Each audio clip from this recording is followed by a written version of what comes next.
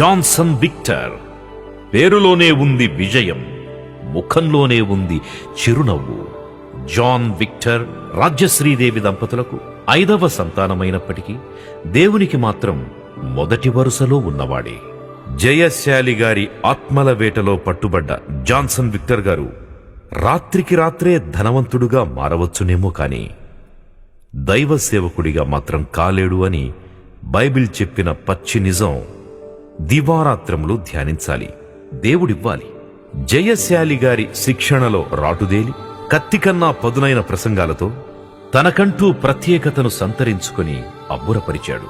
పసలేని పదాలతో, వినలేని రాగాలతో, అర్థంలేని భావాలతో చప్పగా సాగిపోతోన్న క్రైస్తవ సంగీత ప్రపంచానికి సుందరమైన శబ్దాలతో, వినసొంపు రాగాలతో, వినూత్న పదసహిత భావాలతో, సుందర శబ్దలేఖనమాలతో ప్రారంభించి నేను దేవునికే పుట్టాను అనే పాటల ఆల్బం వరకు సుమారు 170 గీతాలను తానే రచించి, స్వరపరచి, ఆలపించి, సంగీతాన్ని సమకూర్చి సంగీత సింహ అనే బిరుదును గడించి ఔరా అనిపించాడు. దీని వెనకాల తన అపారమైన కృషి, పట్టుదల ఉందని మాత్రం మరచిపోకండి. యవ్వన కాలంలోనే క్రీస్తు కాడిని తన భుజాలపై వేసుకుని నాగటిపై చెయ్యి వేసిన వాడు వెనుక తట్టు చూడకూడదు అని నమ్మి దేవుడు అప్పగించిన పనిని పూర్తి చేసిన నిస్వార్థ సేవకుడు, నిర్విరామ క్రీస్తు శ్రామికుడు, బైబిల్ ముందు నిరంతర విద్యార్థి, 10 గంటల ప్రసంగాన్నైనా 10 నిమిషాల పాటలో కూర్చగల సమర్థుడు, 10 నిమిషాల పాటను కూర్చి 10 గంటల ప్రసంగము చేయగల నేర్పరుడు, బైబిల్లోని 66 పుస్తకాల పేర్లను 6 నిమిషాల పాటగా మలచిన సంగీత మాంత్రికుడు, ఎటువంటి సంక్లిష్ట ప్రశ్నలకైనా సరళమైన విధానంలో సమాధానం చెప్పడంలో తనకు తానే సాటి. కష్టం అనే పదానికి తానే ఒక నిర్వచనం. రాత్రిని కూడా పగలుగా భావించిన ఏకైక దార్శనికుడు.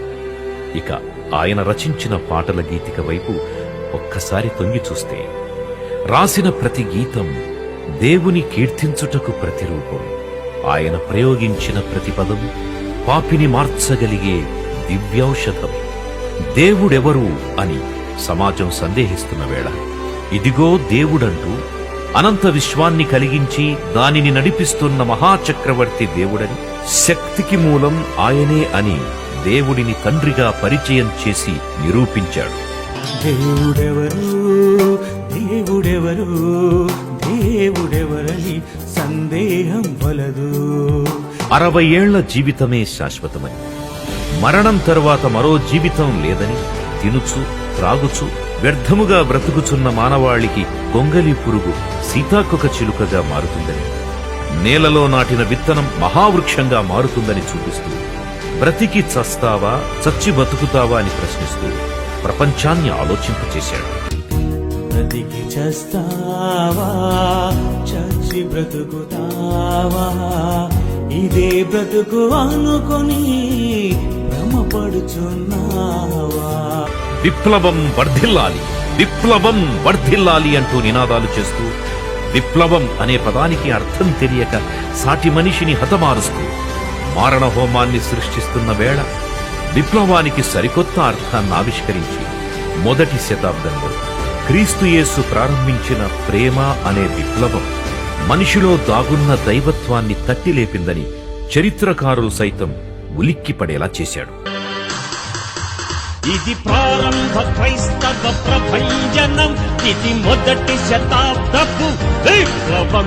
ఇది ప్రారంభ క్రైస్తవ ప్రభంజనం, ఇది మొదటి శతాబ్దపు విప్లవం. ప్రపంచ దేశాలు తమ ఆధిపత్యం కోసం ఒకవైపు బాంబు దాడులతో, అణుబాంబులతో విరుచుకుపడుతుంటే మరొక వైపు మతం పేరుతో మారణ హోమాన్ని సృష్టిస్తూ లక్షలాది మంది ప్రాణాలు కోల్పోతుంటే, దోపిడీ విధానాలతో, తప్పుడు సిద్ధాంతాలతో ఎదుటివారిని మోసం చేస్తూ కులమతాల పేర్లతో కొట్టుకు చస్తున్నప్పుడు క్రీస్తు ప్రేమను చూపించి ఆ ప్రేమ కత్తికన్నా పదునైనది అని, ఆయుధం కన్నా గొప్పదని పసితనం నుండే ప్రభు యేసుని మాటలు పరిచయం చేసినప్పుడే మనిషిలోని మృగత్వం చచ్చిపోతుందని, అప్పుడే సమాజం సన్మార్గంలో పయనిస్తుందని బలంగా విశ్వసించి కోరినవాడు. మానవ బాంబులతో, కారు బాంబులతో,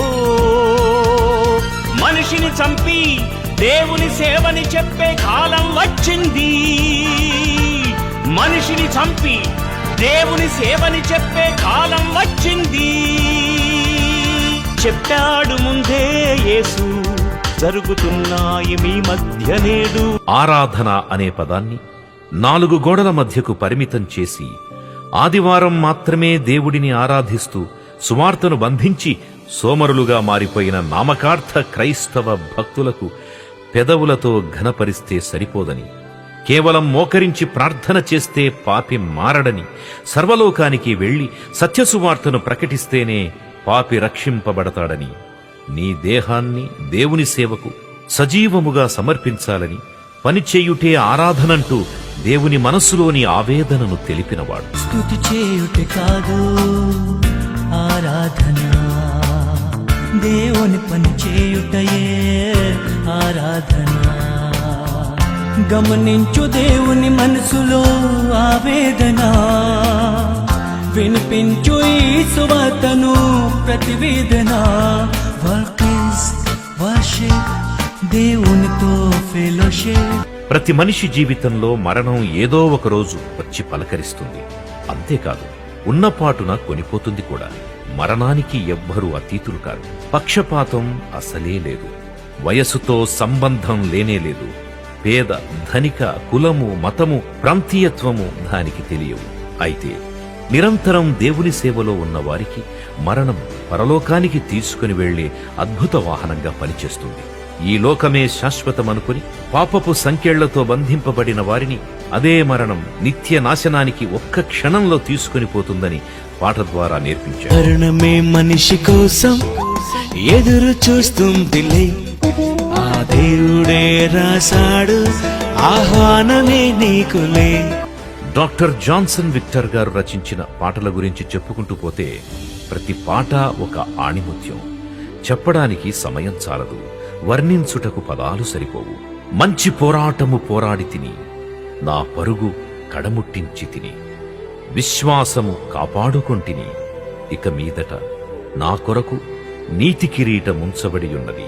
2 తిమోతి 4:7 వచనంలో పౌలుగారు చెప్పి తనువు చాలించినట్లు పౌలుగారి మాటలో తాను కూడా క్రీస్తు యేసును గురిగా పెట్టుకుని విశ్వాసయాత్రలో అసువులు బాసిన మా అన్నయ్యకు ఇవే మా జోహార్లు.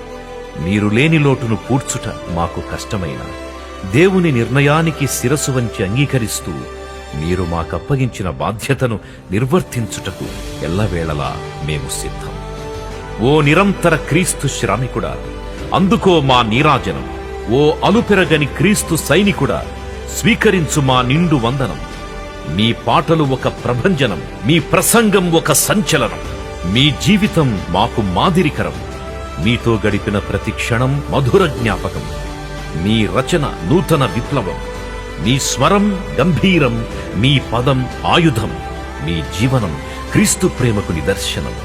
బ్రతుకుట క్రీస్తే చావైతే నాకు లాభమని జనన మరణాల మధ్యన ఉన్న మీ జీవితకాలాన్ని దేవుని సేవతో పూరించి తనువు చాలించి పరదైషులో విశ్వాసవీరులతో విశ్రాంతిలో ఉన్నారని విశ్వసిస్తూ, మీరు నడిచిన క్రీస్తు మాటలో మేము కూడా నడవాలని ఆశిస్తూ, మీకు మాటిస్తూ, మీరు విడిచి వెళ్లిన కుటుంబానికి దేవుడు ఓదార్పును, ధైర్యాన్ని ఇవ్వాలని మనసారా ప్రార్థిస్తూ, మీరెంతగానో ప్రేమించే మీ ప్రియమైన పిల్లలు CBT Kurnool principal S Rajesh Kumar, J Dasu. CBT Kurnool పాటల రచయిత అరిగిలి రాజన్న మరియు ఏబిఎం క్రీస్తు సంఘం జహరాపురం సిబిటి కర్నూలు విద్యార్థిని విద్యార్థులు.